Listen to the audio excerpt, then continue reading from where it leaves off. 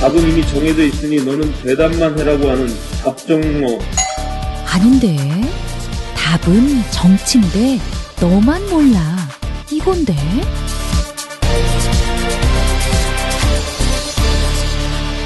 국민보좌관 김성회의 답정너.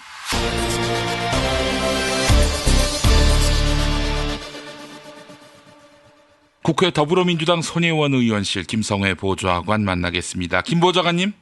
네, 안녕하세요. 예, 자, 오늘 어떤 이야기 준비하셨습니까? 예, 민주당 전당대회가 8월 25일에 열리기로 됐고, 예. 당대표 선출에 관련돼서 몇 가지 규칙들이 정해져서요. 한번 중간 점검을 할 때가 되지 않았나 싶어서 짚고 넘어가려고 합니다. 자, 그렇다면은 전반적인 게임의 룰이 정해진 겁니까? 네, 그렇습니다. 일단 당대표는 최고위원과 별도의 트랙으로 뽑기로 했고요. 그러니까 출마하는 사람이 당대표를 할 것인지 아니면 최고위원을 할 것인지를 정해야 합니다. 그것을 정하는 것을 일단 기본으로 하기로 했고요.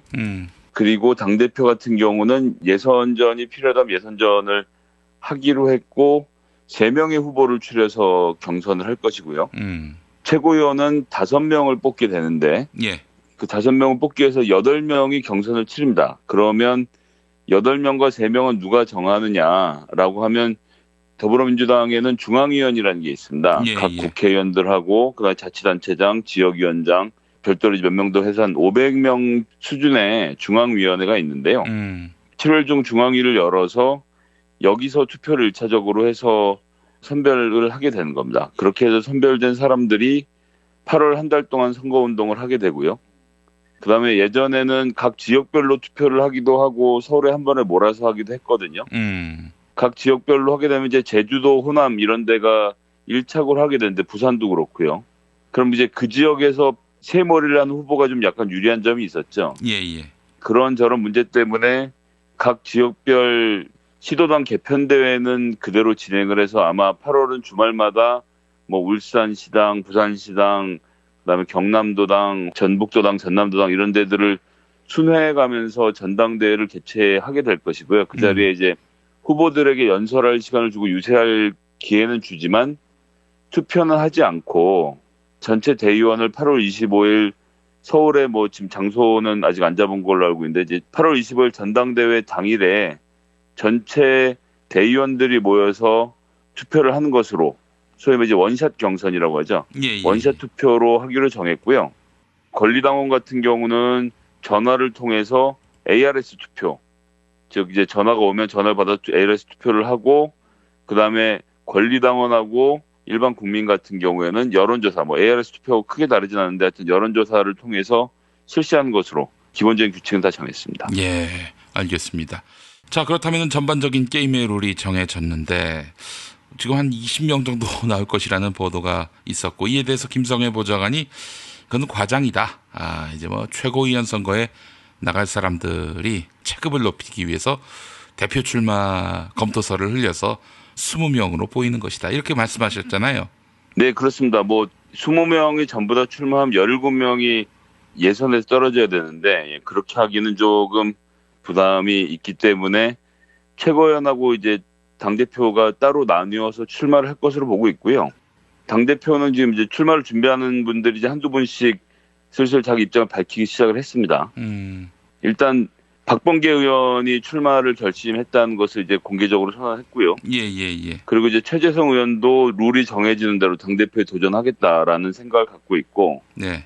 그동안 정당발전위원회를 통해서 당 혁신안을 준비했던 최재성 의원이 일관되게 선거 준비를 하고 있었죠. 그리고 지금 최근에도 국회의원들 월급을 줄이는 것부터 시작해서 이제 회기가 있는 달에 국회를 보이콧을 하면 월급을 받지 않는 무노동 무임금제 도입 등을 기치를 세우고 계속 이야기를 하고 있는데요. 이것들을 다 이번 당대표 선거에 녹여내려는 전략으로 이야기를 하고 있는 것 같고요. 그래서 최재성 의원의 출마도 뭐 확정적이라는 분위기고요. 그다음에 이제 뭐 자천타천 거론되는 인물 중에 이제 전해철 의원이 나올 것으로 예상이 되고 있고, 그다음에 현재 행정자치부 장관인 김부겸 장관의 같은 경우에는 어제 언론과 인터뷰를 통해서 전당대회 출마설을 굳이 부인하지 않으면서 정치로 돌아가야 되는 장관 같은 경우에는 이번에 놔주시지 않겠냐. 만약 문 대통령의 허락이 있으면 당대표 선거에 뛰어들 생각이 있다라는 이야기를 인터뷰에서 했습니다. 대표적으로 김부겸 의원이죠. 네, 그렇습니다. 김부겸 의원이 그렇게 된다라고 하면 사실은 이제 문 대통령에게 출마라도 허락해달라는 얘기는 사실상 지지 선언으로 받아들일 수 있기 때문에 문재인 그렇죠. 대통령이 어떻게 태도를 취하게 될지 좀 궁금하고요. 그렇다고 해서 또 문재인 대통령이 개각 명단에 이름을 넣는다든지 하면은 또 측면 지원 이렇게 해석할 여지도 있단 말이죠. 예, 뭐 그렇습니다. 그래서 뭐 이제 어떻게 될지는 저도 잘 알 수가 없고 그냥 이 뭐랄까요, 이게 되게 재밌는 건이 된 거죠. 그래서 한번 좀 지켜들 보셨으면 좋겠고 어떤 결과를 맺게 될지는 지금으로서는 짐작하기 쉽지 않습니다. 어쨌든 문재인 대통령의 지원이 있는 후보가 당연히 유리하겠죠. 근데 뭐 대통령이 지금 이런 상황에서 특정 후보를 지지 지원하는 활동을 할 가능성은 없을 것 같기도 하고요. 예. 뭐 이런 것이야 뭐 스포츠 보듯이 지켜보고 같이 참전하고 각자가 응원할 사람들 응원하는 재미가 또 있는 것이니까요. 예. 그리고 지난번 이제 당대표 선거에 도전했던 송영길 의원이 그동안 뭐 굉장히 오랜 시간 갈고 닦았습니다. 지난 지자체 선거 때도 호남을 중심으로 굉장히 열심히 험지를 돌아다녔고 예. 꾸준하게 활동을 해오고 있기 때문에 송영길 의원도 지금 후보군에서는 뭐 이름을 올리게 될 것으로 보고요. 지난 2016년 당대표 선거에 나섰다가 컷오프가 됐었어요. 예, 그때 뭐 송영길 의원이 1등 할 거란 예상이 되게 많았는데 사람들이 다 송영길은 될 거니까 난 딴 사람 찍지 이렇게 해서 떨어졌다는 이야기가 나왔을 정도로 좀 의외로 받아들여졌었는데요. 그 뒤로 이제 뭐 절치부심해서 준비를 하고 있기 때문에 지켜봐야 할 것 같고요. 그리고 이제 또 차천타천 거론되는 인물 중에 이제 이인영 의원이 있는데 네. 이인영 의원은 내일부터 DMZ 걷기 행사를 열흘 동안 진행을 합니다. 그래서 매일 저녁 뭐 이종석 장관이라든지 이런 통일 문제에 있어 전문가들을 DMZ 현장에서 만나서 토론하는 자리도 가지고 준비를 하는데 특히 남북 문제에 있어서 본인이 전문가라는 사실을 좀 강조하는 형태로 하는 건데 이 걷기가 끝나고 나면 아마 거취를 정하게 되지 않을까 싶은 생각이고요. 지난번에 당대표 선거에 출마했었는데 386의 기수론을 내세웠는데 뭐 생각처럼 이렇게 득표를 많이 하지 못했었는데요. 이제 어떻게 될지를 또 지켜보는 재미가 있을 것 같고요. 예, 뭐 이런 정도가 일단 메이저 그룹에서는 거론이 되는 것 같고요. 제가 미처 생각 못해서 말씀 못 드린 분들이 있다면 다음번에 한 번 더 챙겨서 말씀드리겠고. 예. 그리고 이제 가능성이 이렇게 높아 보이지 않는데 이제 이종걸 의원 같은 경우도 출마를 할 것으로 예상이 되고 있습니다. 아, 그래요. 좀 뜨거운 일전이 될 것 같은데. 근데 이번에 이제 말씀하신 대로 대의원 권리당원의 비율을 85% 그리고 일반 여론조사를 15%로 한 것은 아무래도 권리당원이 크게 늘어난 것 그리고 일반 여론조사에서도 민주당의 지지율이 높기 때문에 당대표 선거에 있어서 여론의 대표성을 굳이 이렇게 담보하지 않아도 된다는 이런 판단이 선 것이 아닌가 싶어요. 예, 일단 지난번까지 했던 것을 보면 일반 여론조사가 15%고 그다음에 당원 여론조사를 또 10%를 별도로 했습니다. 예. 그리고 이제 대의원 투표와 권리당원 투표 이렇게 포함해서 진행을 했었는데요. 대의원 투표는 말씀드린 대로 현장에 와서 투표를 해야 되고 한 12,000명 정도 되는 것이고 권리당원은 뭐 최근에 온라인 권리당원들도 많이 늘고 했지만 그래도 온라인 권리당원이 전체 권리당원 숫자의 4분의 1 규모 정도이거든요. 그래서 생각하신 것처럼 많지는 않은데 어쨌든 권리당원들이 실제로 정당 활동에 이렇게 적극적으로 참여하고 있고 정당 문제에 관심을 많이 가지고 있는 만큼 당대표 선거에서는 좀 더 비중을 늘려야 되는 것이 아니냐라고 해서 지금 있는 일반 여론조사와 당원 여론조사를 합쳐서 15%를 밀어내고 나머지 85%를 대의원과 권리당원들에게 주자라는 것을 가지고 이제 논의를 하는 중이고 이제 그것이 정발의의 안이었고 정발의의 안을 충분히 고려해서 다음번 회의 때 정하게 될 것인데 저는 뭐 권리당원의 비율이 높아지는 것이 당연하다고 생각합니다. 지난번 지자체 선거 때는 여론조사 절반에 권리당원을 절반을 섞었는데요. 그래서 일부 같은 경우는 이제 권리당원은 뭐 몇몇 명씩 투표를 하는데 여론조사는 1,2,000명을 가지고 정하는 게 말이 되느냐라고 했었지만 사실 역사적 연원을 놓고 보면 예전에 이제 시민 사회에 있던 뭐 노사모를 포함해서 친노 개혁 진영이 민주당이란 당 자체에는 그 당시에 이제 호남 일색이기도 했지만요. 당 자체에 입당하기는 싫고 하지만 당 개혁은 하고 싶어하는 그런 입장에서 국민 참여 경선이라든지 또는 이제 여론조사 등을 비율을 높였던 측면이 하나 있고 그다음에 지금은 당대표라서 이제 당직이지 않습니까? 당직 같은 경우에는 권리당원들의 의사를 더 많이 묻고 그다음에 조금 전에 말씀드렸던 지자체 선거나 국회의원처럼 선출직 같은 경우는 여론조사를 넣자고 해서 이제 반반을 했던 그런 취지였거든요. 예. 그런 취지였는데 이번에는 사실은 뭐 일반 여론도 좋아야 되지만 가장 중요하게는 당원들을 이끌고 할 리더십을 보여줘야 하는 거기 때문에 그렇습니다. 전 이번 선거에서는 권리당원의 비율을 높이는 것은 아주 순리적인 흐름이라고 보고요. 큰 무리 없이 그렇게 정해질 것으로 좀 예상을 하고 있습니다. 아니, 그러니까 제 생각에도 말이죠.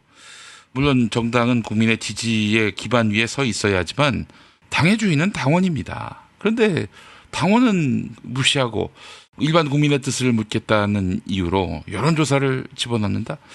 이거는 좀 애초부터 마음에 안 들었어요. 그러면은 예를 들어서 그 당을 지지하지 않는 사람이 여론조사를 통해서 의향을 물어봤을 때 역선택을 하면 어떡할 거예요? 그러니까 저는 정당이 정상적인 상황이라면은 당원들에게 의향을 묻는 것이 매우 정당하다라고 생각을 합니다. 네, 그렇습니다. 뭐 이번에 그런 흐름으로 가고 있고 점점 더 정당 정치, 특히나 이제 당원 정치를 할 수 있는 여건이 형성되면 될수록 그런 비율들은 차츰 조정해 갈 수 있을 것이라고 보고요. 지금은 일단 85%를 권리당원과 대의원으로 하겠다라고 하면 상당히 높은 비율인 거죠. 이제 대의원하고 권리당원을 어떻게 하느냐의 문제인 건데 대의원은 사실 이제 지역위원장이 선정 권한을 갖고 있어서 지역위원장의 입김이 상당히 작용하는 부분이 있어서 예. 그럼 이걸 어떻게 할 거냐라고 하는 건데 지역위원장의 입김이 상당히 작용하는 것이 꼭 나쁜 것이냐라고 하면 또 그렇지가 않은 것이 어쨌거나 그 지역을 관할하고 관장하고 있는 지역위원장과 그 지역위원장과 호흡을 맞춰서 그 지역의 대의원들이 구성되어 있는 것이거든요. 그렇기 때문에 이게 정당 정치가 또 한편으로는 각 지역에서 지구당 정치가 잘 되어야 하는 건데 오세훈 씨가 예전에 국회의원 하던 시절에 자기가 깨끗한 척하면서 남들도 다 깨끗해야 된다라는 논리에서 지구당을 다 없애버리는 희한한 논리를 만들어갖고 이제 저는 한국 정치에 퇴행을 가져왔다고 보거든요. 예. 근데 물론 그때 고민이 있었던 것도 사실 좀 뭐 인정할 수 있습니다. 그런데 지금 같은 분위기라면 다시 이제 지역위원회, 지구당을 부활을 해서 지역 정치를 활성화시켜야죠. 각 동네에서 당원들이 모이고 그런 모임에 적극적으로 나오고 참여하는 사람들에게 인센티브를 주는 것은 정당으로서는 너무나도 당연한 활동이거든요. 그렇기 때문에 이제 대의원들하고 권리당원의 그런 어떤 비율들 이런 것들을 조정하는 절차가 있어야 할 것이고 그런 것들이 정해지는 대로 될 건데 근데 중요한 것은 요즘 지역위원장이 나와서 뭐 소위 말하는 서울 올라가는 버스 안에서 우리는 3번 찍읍시다 이러면 사람들이 3번 찍는 시대가 또 아니지 않습니까? 그런 거 말 한번 잘못했다가 동영상 따여갖고 페이스북이나 트위터에 올라가면 한 사람이 그냥 사라지는 일이기 때문에 저는 뭐 그런 식의 줄 세우기 정치를 할 수 있는 여건이 굉장히 어렵다고 보고 그러한 것을 고려했을 때는 뭐 하여튼 대의원 포함해서 권리당원이 크게 의사가 다르지 않을 것이다. 어떤 사람이 당대표가 좋겠는지에 대한 민주당을 사랑하는 사람들의 마음은 전 모여질 것이라고 보고요. 그러니까 제가 무슨 특정 후보를 지지하겠다는 말씀을 드리는 것이 아니라 일단 당대표라고 하면 어떤 자격이 필요한지에 대해서 우리가 잘 고민해 보고 거기서 맞는 사람을 찾으면 된다고 생각하고요. 예. 전 일단 이번 당대표는 다음번 총선의 지도부라는 점에서 굉장히 중요하다고 생각합니다. 공천도 담당하고 있고 이번 지자체 선거의 승리로 정말 험지까지 많은 정치지망생들이 또 지금까지 험지에서 열심히 민주당을 위해서 헌신해왔던 사람들이 다음번 총선 준비를 하고 있는 거 아니겠습니까? 예. 그렇기 때문에 어느 때보다도 공정하게 국회의원 후보를 선출해야 되는 막중한 임무가 이번 지도부에 있다. 그런 것에 있어서 공평무사할 수 있어야 하고 그리고 자유한국당이 어쨌든 저런 식으로 지리멸렬하면서 망하고 있는 이상 우리가 여기서 개혁 경쟁에서 밀려서 안 되거든요. 자유한국당은 어떻게든 다음 선거에서 황골탈퇴한 모습으로 선거를 준비할 텐데 그런 점에 있어서 우리도 새로운 정치를 위해서 새 정치를 할 사람들, 그리고 지금까지 여러 가지 평가를 통해서 안 될 사람, 될 사람들 구분해서 이런 것들을 리더십을 가지고 카리스마를 가지고 진두지휘할 사람이 있어야 된다고 생각을 하고요.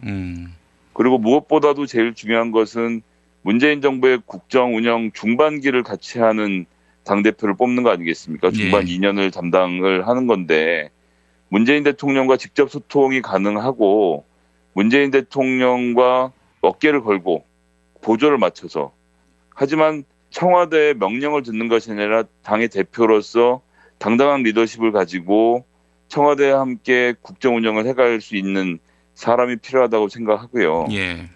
이런 조건들이 다들 뭐 생각하시는 조건일 겁니다. 그런 와중에서 그 야권에서 벌어지는 여러 가지 정계 개편이나 이런 시나리오들에 대해서 능수능란하게 대응하면서 필요한 것들을 취하고 필요 없는 것들을 버리는 전략들을 취해야 될 텐데요. 뭐 사실 하나만 얘기일 수도 있겠지만 이런 점들을 잘 고려해서 권리당원인 분들이 특히 중심이 돼서 이제 차기 당대표 선거에 많은 관심을 갖고 지켜보실 텐데 하나 우려되는 것을 말씀드리면 지금 2018년이란 이 시대에는 문재인 정부의 각을 세우겠다라는 입장으로는 당대표가 될 수 없다고 생각합니다. 돼서도 안 된다고 생각을 하고요. 예. 그런데 일부 언론의 보도처럼 누구는 진문이고 누구는 친문이고 누구는 신문이고 이렇게 가르려고 하는 것에 우리 지지자들이 같이 부안해동해서는 안 된다는 말씀 꼭 드리고 싶습니다. 제가 전에도 말씀드렸지만은 친문이니 뭐 신문이니 뭐 진문이니 이 자체가 굉장히 모욕하는 표현이에요. 박근혜하고 별 다를 게 없다 이거 아니겠습니까? 그렇습니다. 지지자들을 가르고 이번 당대표 선거를 준비하는 수많은 훌륭한 정치인들을 매도하는 행위라고 생각합니다. 그런 식으로 해서 편을 가르고 쟤는 누구 편이야라는 식으로 논쟁이 벌어져서는 저는 절대 안 된다 생각하고 예.